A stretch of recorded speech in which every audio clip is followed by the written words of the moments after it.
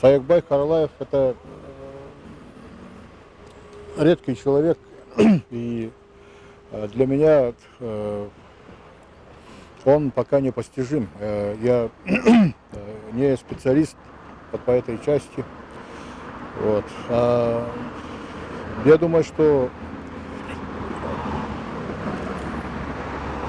про него будут еще сняты фильмы, про него будут и писать много. Он также неисчерпаем, как и Манас, вот его творение, вот, которое он оставил людям.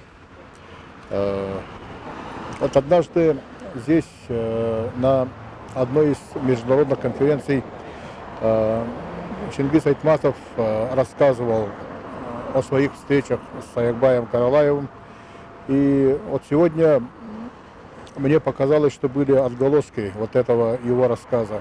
И то, что роль молодого Айтматова сыграл его сын, это как-то делает этот художественный фильм более такой документальный, более приближенный к реалиям. Это очень ценно для художественного произведения. И я думаю, что фильм найдет людей, которые будут с большим интересом его смотреть. Спасибо режиссеру, вот. Спасибо вот актеру, который сыграл главную роль. Это очень колоритно. Вот он сыграл, я так думаю.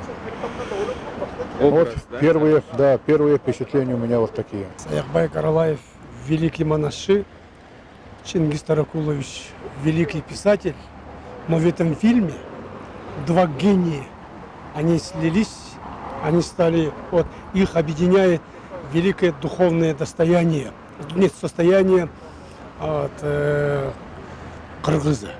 Вот, кыргыза и во времени, и в пространстве. Здесь я увидел, знаете, соединение времени и пространства, что и тысячи лет, и сегодняшний день все воедине слилось. Вот. Потому что вот, и Манас вот, одухотворяет Саякбай Каралаева, Саякбай Каралаев одухотворяет Чингиса Таракуловича, а в основе, вот она, великое состояние, вот, подтверждающее бессмертие народа, народного духа. Вот. Когда есть Манас, кыргыз бессмертен. Когда кыргыз бар, Манас бессмертен. Манас бессмертен. Кем Саякбай Каралаев бар, Чингис Таракулович бар. Чингис Таракулович бар, Каралаев бар. Вот это все единое. Вот в этом, наверное, сила и дух народа, нации.